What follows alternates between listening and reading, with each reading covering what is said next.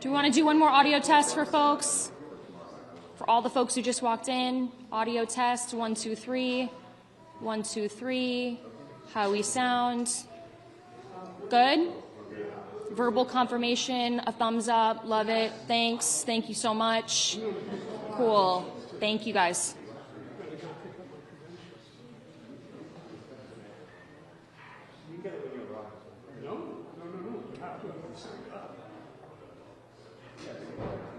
Yeah, if you're signed up. Yeah, I got an email. No, what it does is saves me a line, and I can tell my editor where the positions are. Where do you read? What? I don't think you need to. You have to remember two things. One, fundamentals about these things.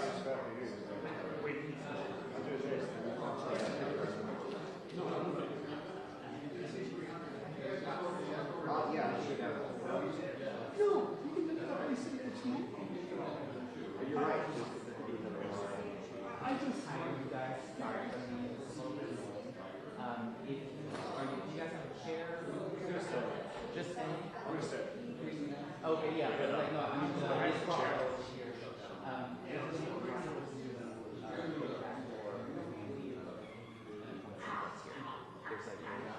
Just so that they can sit down. Yeah. Well, why don't we do it over? No, yeah, it's fine. This is one bring that to the round. Sorry, what? No, it's just yeah. I make that in this. Yeah.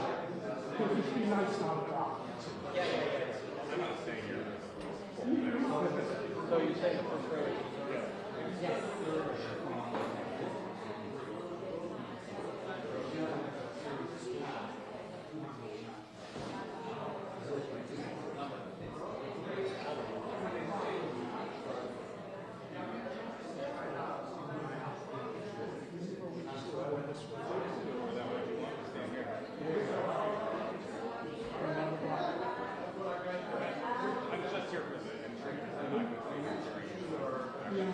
From the side, front and front.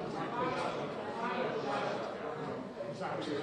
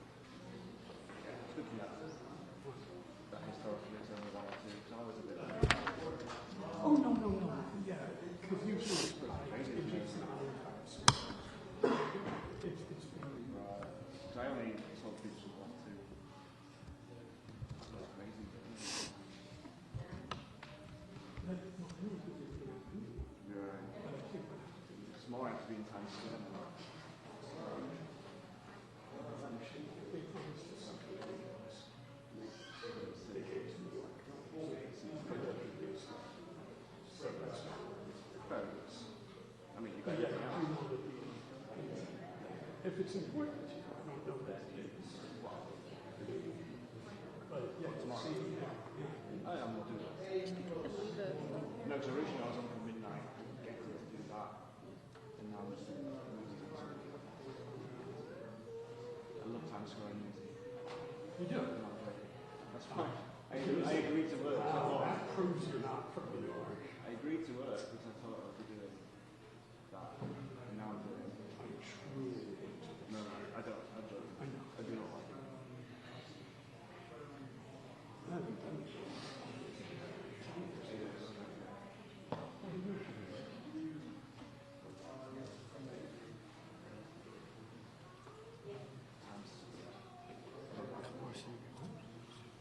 I kind of came to this. Feel the water in any way of maybe.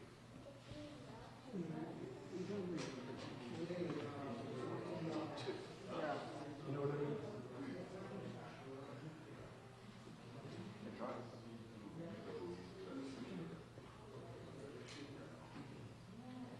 That's not quite often.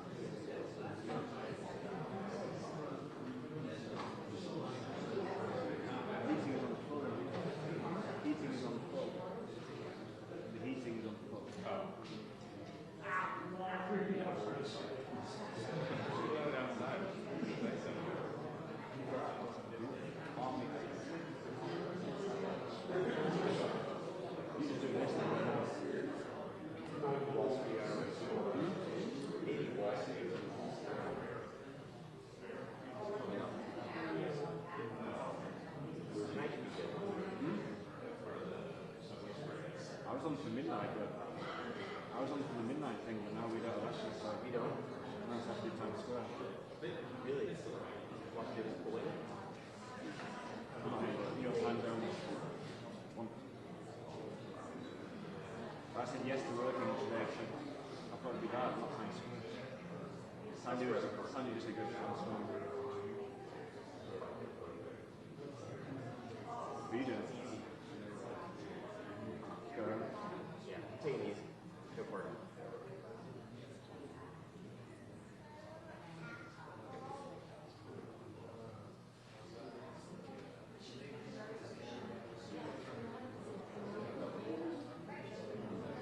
Going out tomorrow. I'm going out in a second. What? I'm going out in a second. Why? Some gig. Yeah. Some DJ. Oh, really? Could do tomorrow as well. Yeah. After the To the boat. yeah. I'll do it. Yeah. I never go out with anybody. Go to the holiday lounge. You been there? You're in the holiday lounge in March. It's been decorated.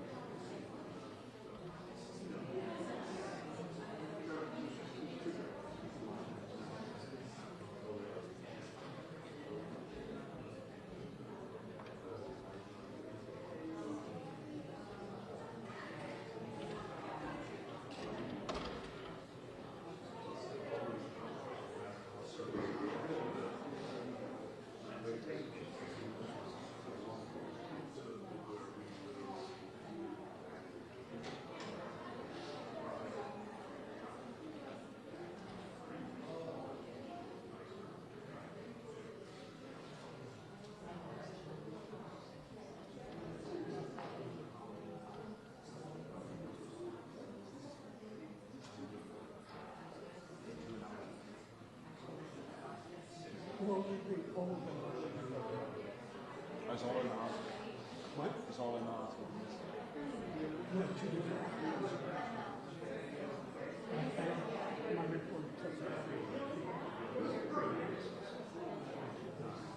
he's going to text me the names. I'll try and listen. They normally put the press out before they want the events. They usually put the press release out. I don't think they do. This is a total illusion. I don't think people experience this. Really have everybody putting such times. You know, not people report anymore. Pretty good at this very spot. Oh, it's the same. I was sure you had it there. Yeah, that's very sure. That's why I'm going to get the fast now. 2 minutes with you. Yeah, no, it's crazy. And you'll let people in the content. That's just, This is 12:45. yeah.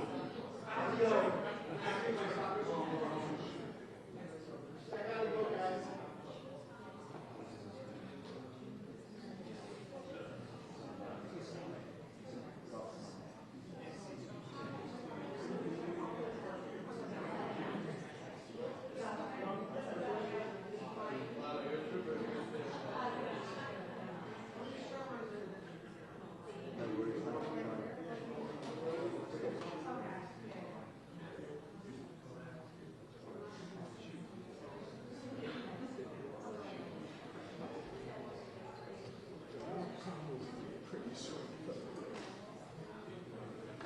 discussion. It's going to be nice to Depends how many people there.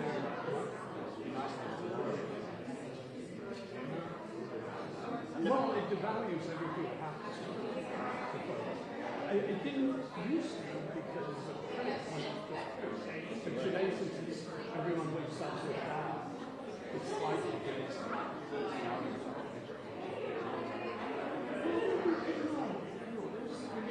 you'll have to all morning. 13 hours between the 2 hours. Yeah, often they do it like 11. It's not an issue.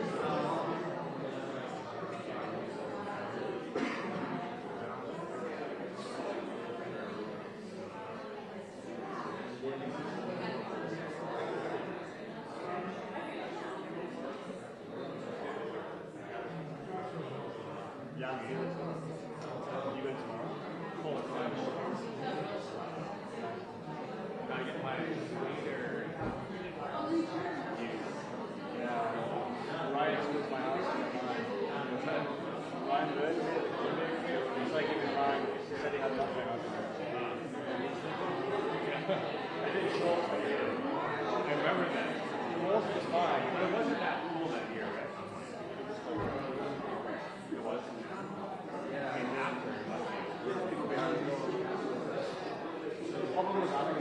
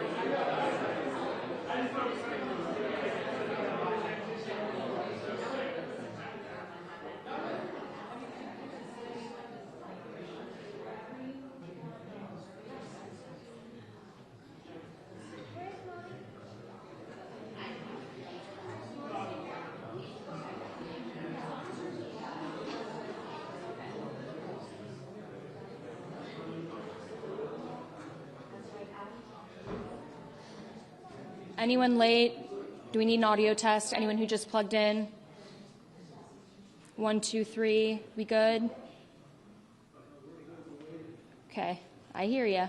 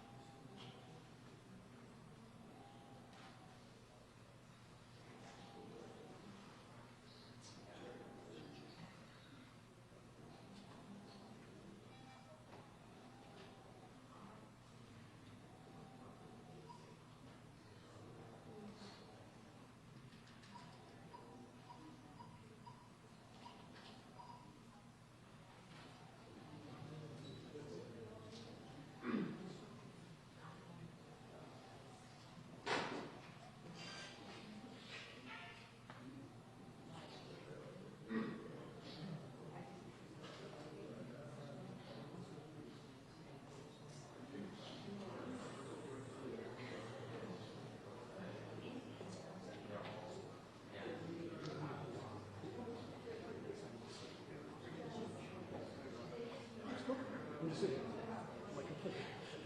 not gonna know. I'm going down there. I'm going here.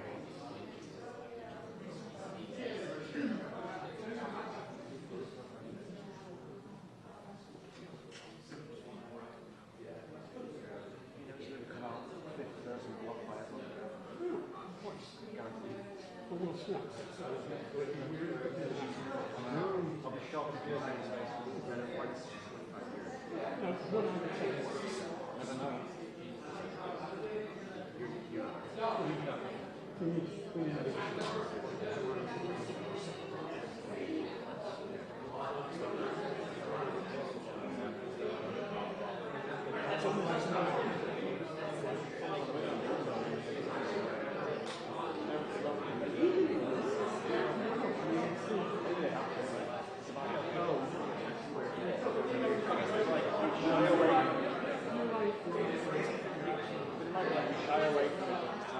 And you also then have to choose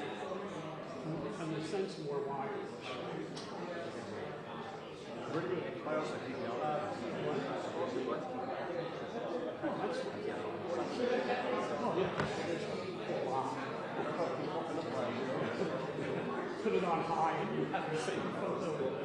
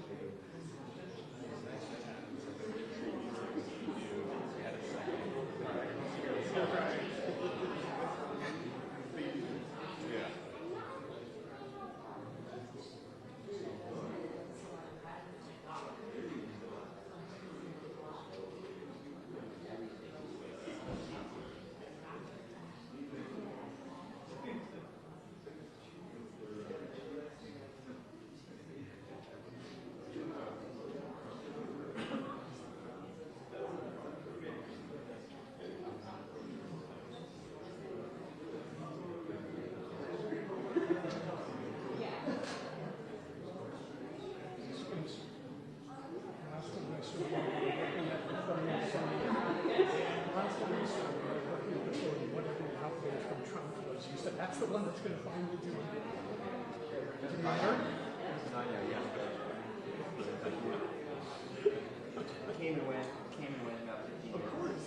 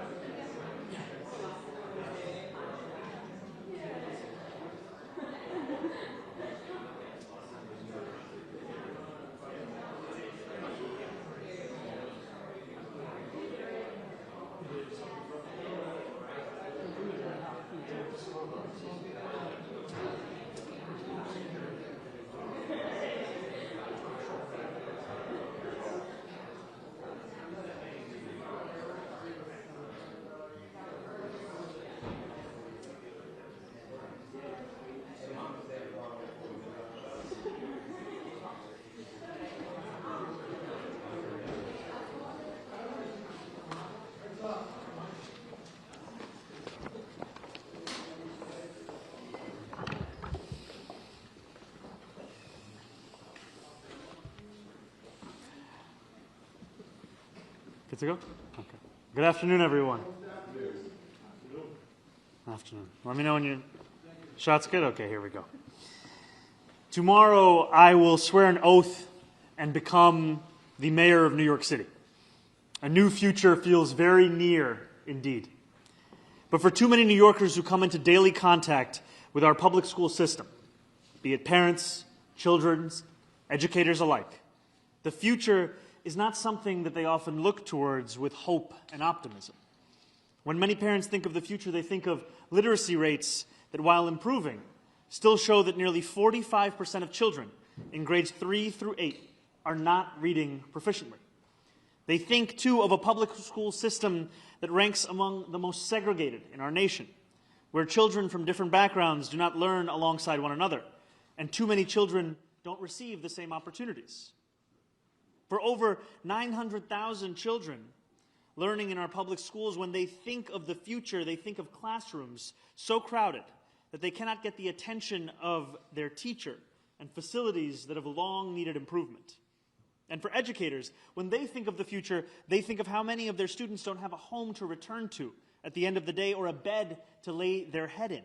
How hard it is to afford a dignified life in this city on a teacher's salary, and how many of their colleagues have had to move on to another job. The future need not be something that we dread. It can be something we rewrite together so that the children of our city, the future of our city, receive opportunities far greater than those who came before them. I am proud today to appoint Kamar Samuels as New York's next schools chancellor, because this moment demands a new generation of leadership that both understands our school system and has a transformative vision on how to remake it. Kamar is that leader. He has deep experience serving at every level of our public school system across our city. He began as a teacher in the classroom in the Bronx before becoming a principal, and has since served as a deputy superintendent of School District 23 in Brooklyn and superintendent of both District 3 in Manhattan and District 13 in Brooklyn. More impressive, however, than his resume are the results he has achieved in these roles, delivering millions of dollars to integrate city schools and transitioning to new curricula that increased literacy rates by 5% in a single year. I chose Kamar for this impactful role, one which shapes the lives of nearly 1 million children each year, oversees more students than any other chancellor in the nation, and manages over 135,000 employees. because of his expansive vision of possibility for the future, and because he will lead with two qualities too rare in public service: transparency and accountability. They are the same qualities I seek to lead with from City Hall. With the appointment of Kamar, I want to acknowledge I have been skeptical of mayoral control in the past, even at times going as far as wanting to end the system entirely. This came from a deep frustration with the outcomes we see, and a firm belief that our parents, our teachers, and most of all, our students deserve better, that excellence in government means an excellent public school system. As with every policy position I take, my focus is on outcomes. So though I have held concerns about mayoral control, I also acknowledge that New Yorkers need to know where the buck stops, with me. They need to know to whom they should address their concerns and their fears. They need to have a firm voice in City Hall that they can count on to not only listen, but to also act accordingly. My approach to mayoral control will ensure that community involvement is not ceremonial or procedural, but tangible and actionable. I will work alongside Kamar to engage parents, teachers, and students in decision-making. We will pursue an aggressive democratization agenda to make sure the entire system has a voice. For one, our administration will improve the parent coordinator role to be a meaningful organizer of parents, rather than an administrative coordinator reporting to a principal. We want to restructure how meetings are run so that working parents can actually attend them. We cannot expect parents working 40, 50, 60, 70-hour weeks to then attend CEC meetings in person or even be plugged into when they are actually happening.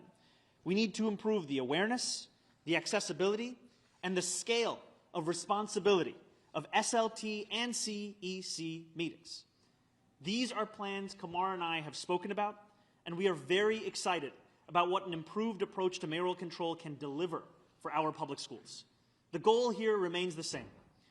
It remains improving teacher recruitment and retention, expanding support for students with special needs, improving literacy rates, and delivering the best public education we can in the wealthiest city, in the wealthiest country in the history of the world.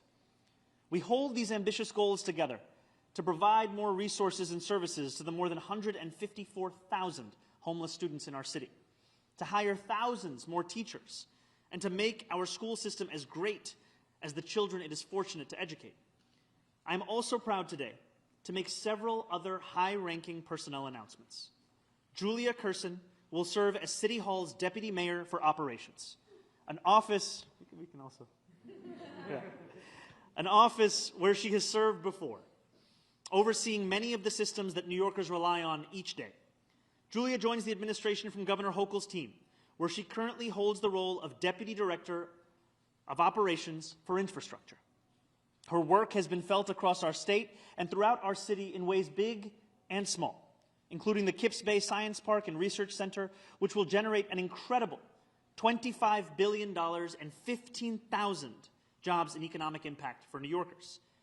She also has managed the delivery of the largest infrastructure project in the country, the Hudson Tunnel Project, which is creating 95,000 jobs and generating close to $20 billion in economic activity.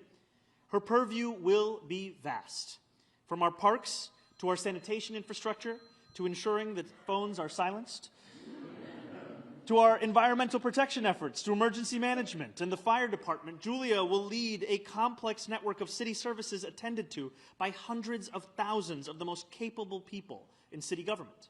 As part of her role, she will oversee the Mayor's Office of Climate and Environmental Justice, where she will work alongside both myself and incoming Chief Climate Officer Louise Young to tackle the climate crisis. Louise has served in that same role for Controller Brad Lander as Director of Resiliency for the Department of Transportation and as the Policy Director during my general election campaign. Her dedication can be seen in her thoroughness. I am also honored to announce Ahmed Tigani as the Commissioner of the Department of Buildings, where he will protect New Yorkers who work, live, and congregate across our city. He has extensive experience in the DOB, including a past role as Chief of Staff, and currently serves as Acting Commissioner of the Department of Housing, Preservation and Development. Okay, we have made 4 announcements, but what is one more? Last but most certainly not least, I am delighted to share that Emmy Liss will be joining our administration as Executive Director for the Office of Childcare, where she will lead our efforts to build the high-quality early childhood education system that New Yorkers deserve. Her expertise in this field is indisputable, and her past work as COO for New York City's early childhood education program makes her the ideal candidate as we make our city one that every family can afford. There are 5 New Yorkers standing alongside me with very different responsibilities and unique portfolios, but they share 2 things in common: a commitment to delivering a better future for those who call the city home, and to leading from City Hall with an unwavering commitment to excellence. I am grateful to them for serving this city that they each love so deeply, and I am eager for New Yorkers to experience the positive impact of their remarkable leadership. Thank you. It is now my sincere privilege to introduce your next school's chancellor, Kamar Samuels.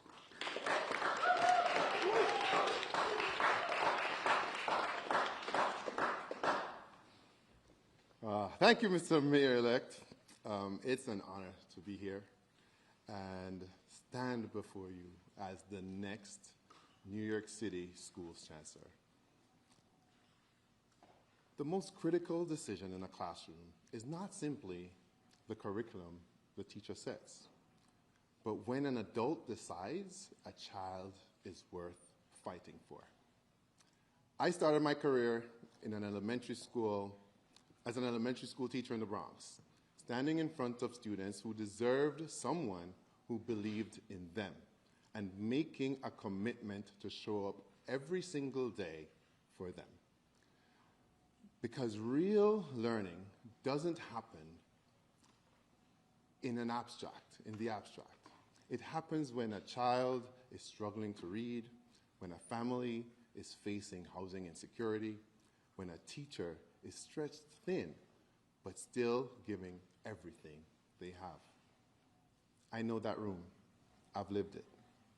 For over 2 decades in the New York City public school system, I've had the privilege of serving at every level, from teacher to principal to superintendent, across the Bronx, Brooklyn, and Manhattan. Yes, I love the city. I have had every role, and in every role my focus has been the same: delivering results, rooted in care, clarity, and high expectations for our students.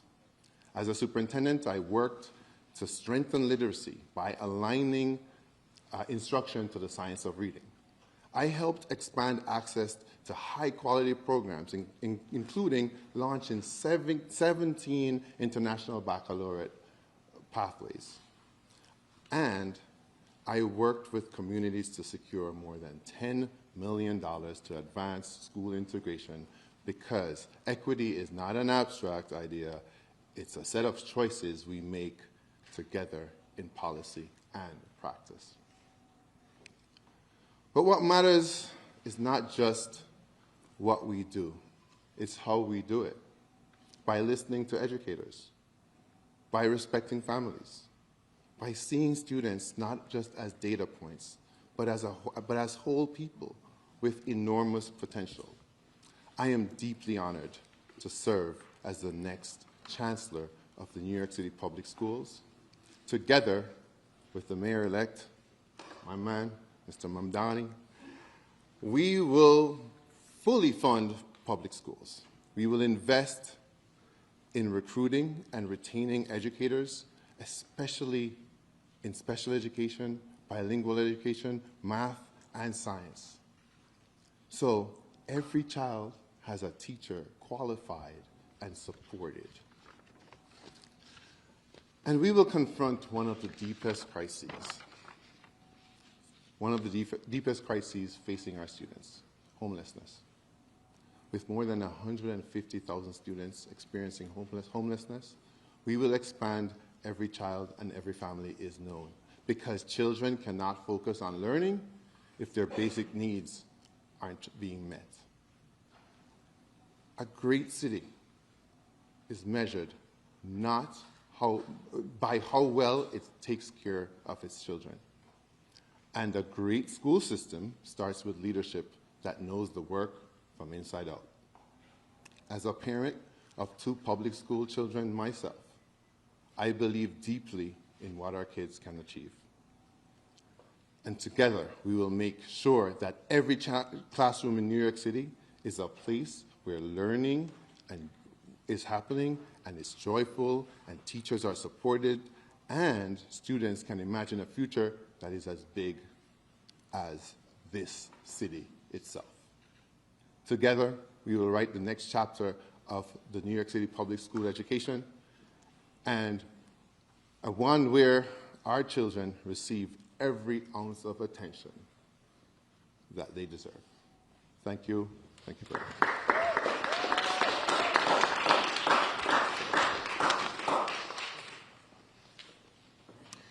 Now I would like to introduce our Commissioner of the DOB, Ahmed Tigani.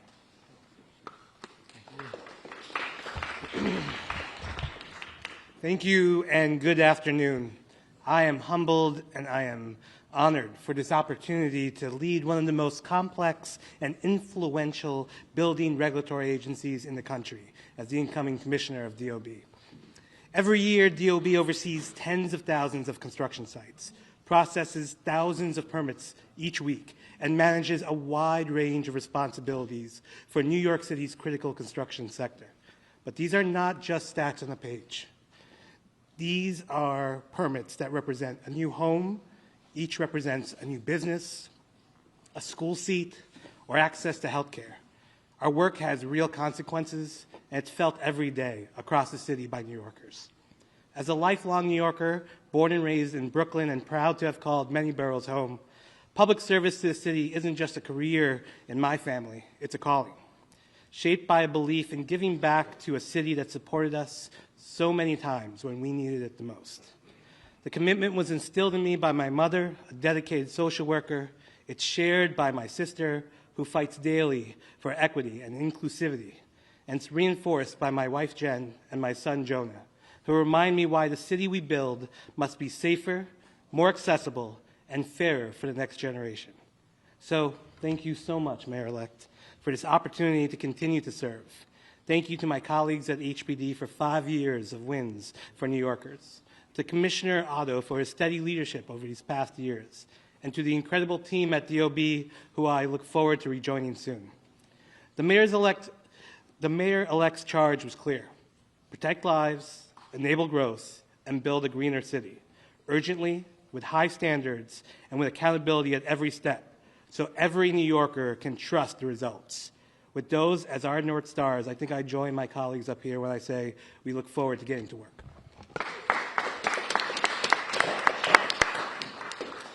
Now our incoming Chief Climate Officer, Louise Young.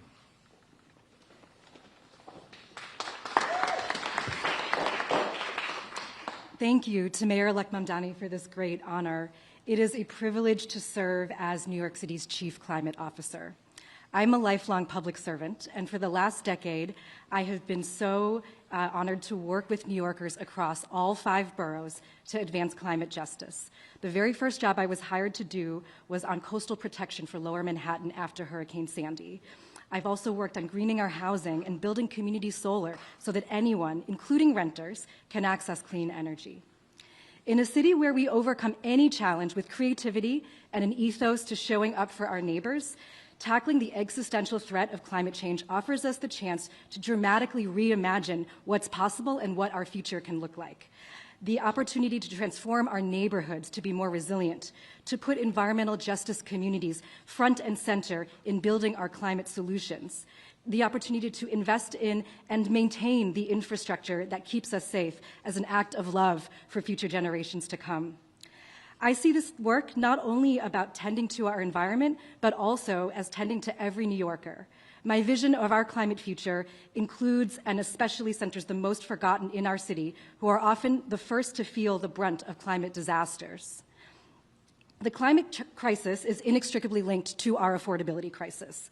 When people cannot afford to run their air conditioners during sweltering heat waves because of skyrocketing energy costs, when outdoor workers do not have labor protections as the skies turn orange and smoggy from wildfires, and when people cannot afford to repair their homes after flood damages, it is clear that lasting solutions to climate change must prioritize working people.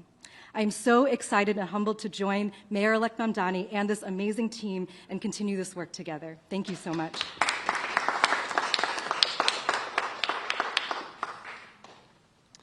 And now our incoming Executive Director of the Office of Child Care, Emmy Liss.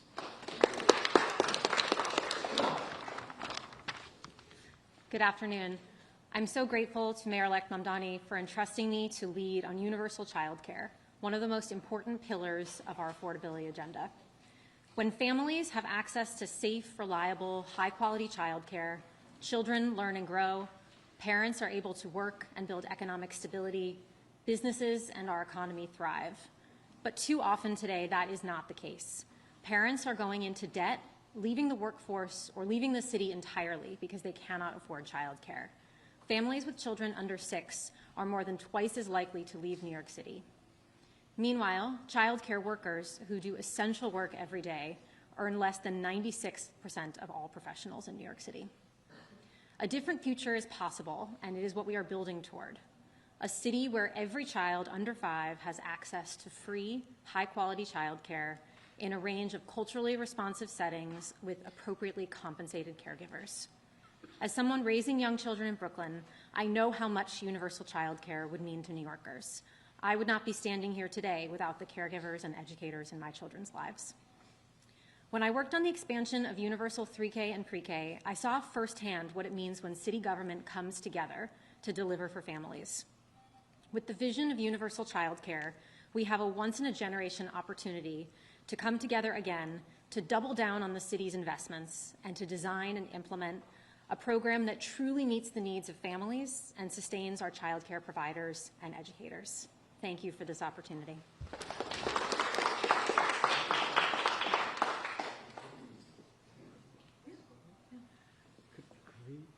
Would you want to come in?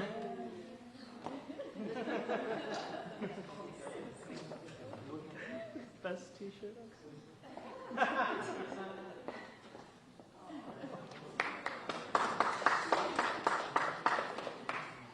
just want everyone to see this incredible t-shirt that our young man is wearing. It says wanted free childcare. Thank you so much, Emmy. Thank you so much to the family. And now, if you could please join me in welcoming our incoming Deputy Mayor of Operations, Julia Curson.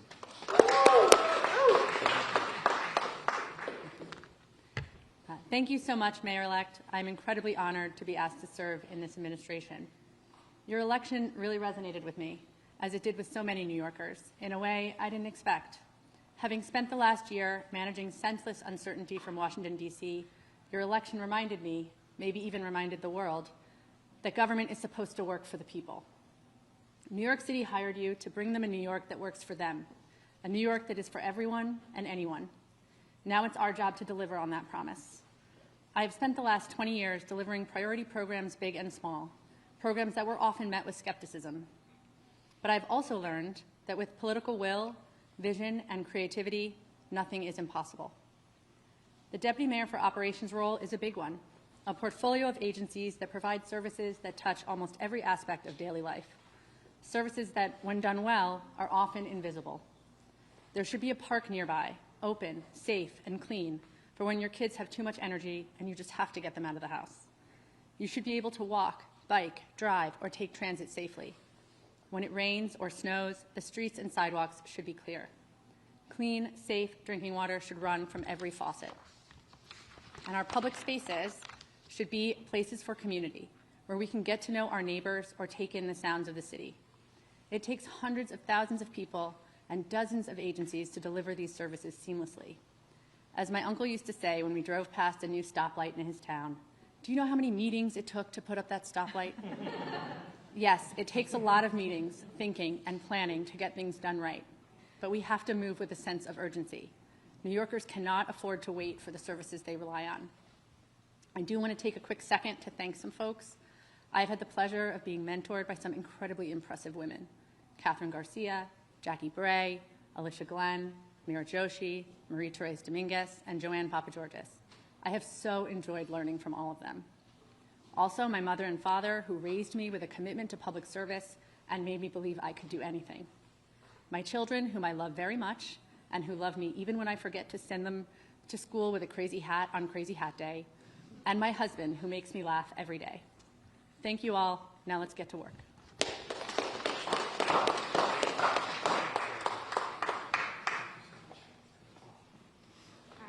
On-topic questions, please, for the mayor-elect and appointees.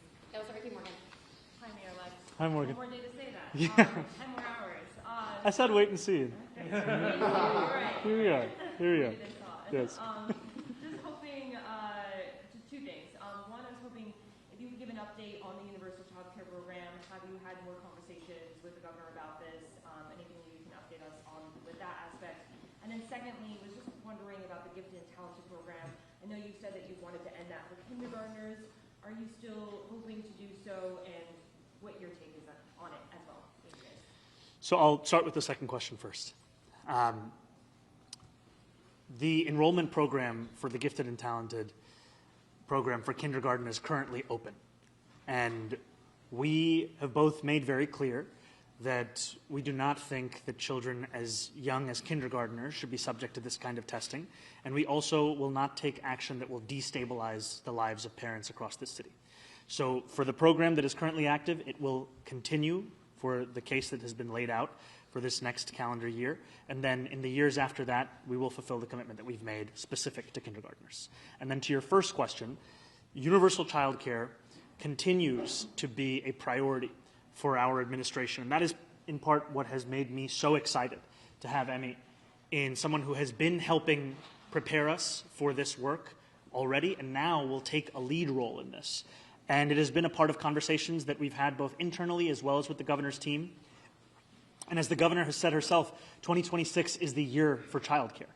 And we truly believe that the absence of this, it is something that poses a great risk to our city and our state in terms of the ability for working class, middle class families to afford to stay here. So we will continue to not only have those conversations, but to start to share the details of what the plan looks like.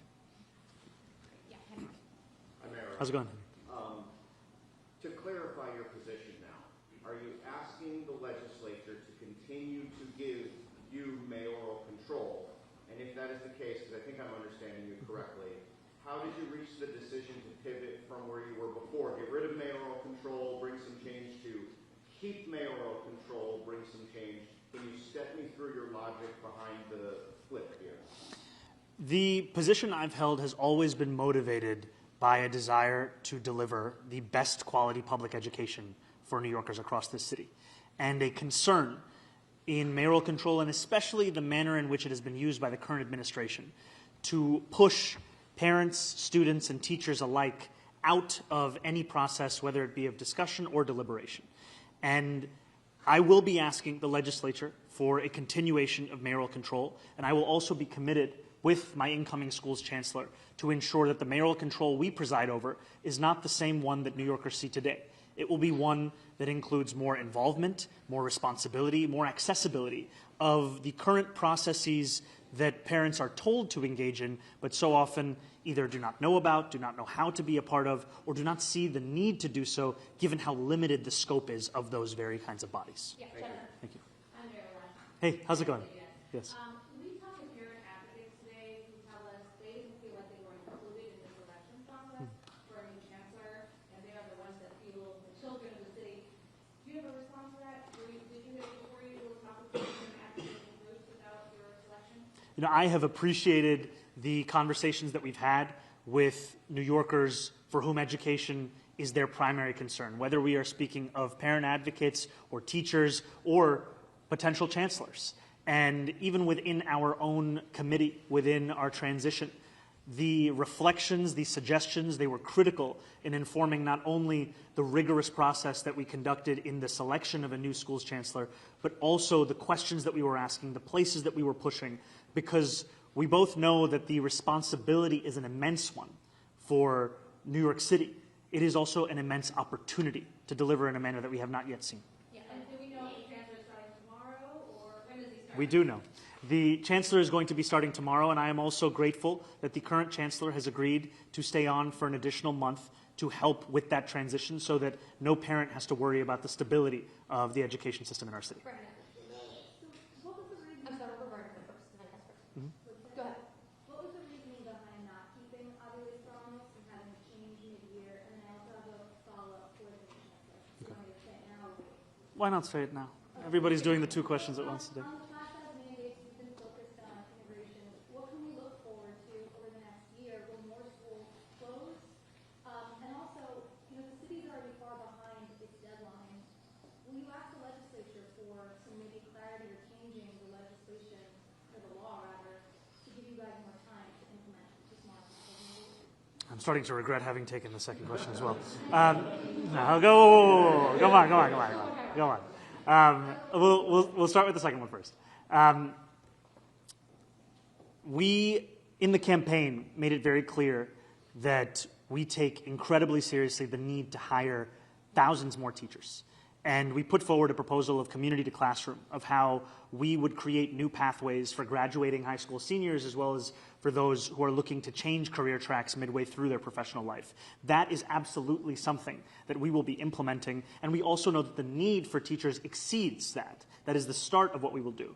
And we are committed to implementing the class size mandate. It is something that I was proud to be a part of in Albany. And when we return to Albany for this upcoming legislative session, we will also make clear the kind of support that's necessary for the full implementation of that. Because as the Chancellor said, and as I also remarked upon, we cannot have it any longer that children are fighting for the attention of a teacher that has no means by which they can actually address all of the many kids in their own classroom. We have to set teachers up for excellence if we want to demand excellence of them. And to your first question, what I will say, actually, Chancellor, you want to add it? Yeah. We are all in on meeting the class size mandate as much as possible. And I think there are several approaches, and what you can look forward to is a lot of community and parent engagement around the processes that we're going to use to get there. But we are all committed to that.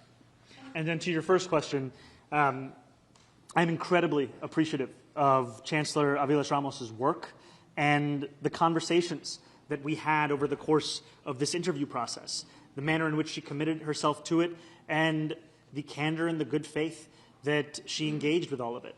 And I am also excited by what our incoming Chancellor presents in terms of a vision, in terms of a set of proposals, and in terms of the partnership that we are going to build to deliver for children across the city. Okay, I have time for one or two more, so Christopher, we keep it quick.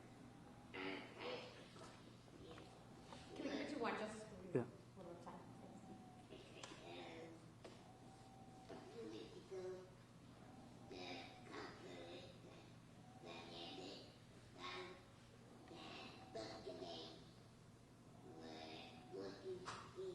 Bus delays? Okay.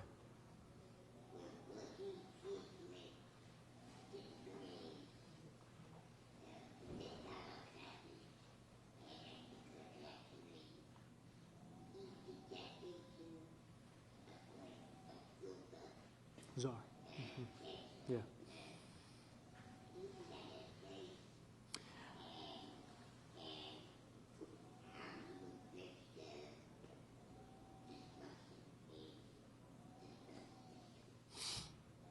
I take very seriously that report, those findings, and I think you'll find in the Chancellor's remarks as well as in my own that the quality of education and experience that we deliver for disabled children across the city has to be a priority. And I am at once appreciative of the fact that the bus contract was not extended to the full proposed amount, and I know that this is a challenge that we will have to address, we will have to tackle, and it will be a focus for both the school's chancellor and myself. Thank you guys so much. You said that you voted Super for quick. you because you promised you would end mayoral control. It was on your website. Talks about it even back in Albany.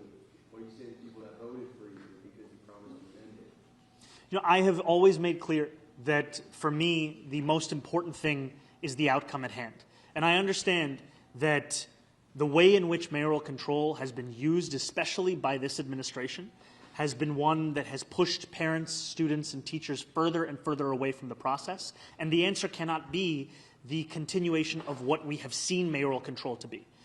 We have to be able to balance both the incredible responsibilities we have to implement and deliver the education plans that we have already shared, as well as the ones that we will be deliberating and then deciding upon, as well as reforming this system through an aggressive democratization approach so that those same parents who continue to have those same concerns will find them being addressed in the structural changes we are making and in the changes we are making to the positions at hand.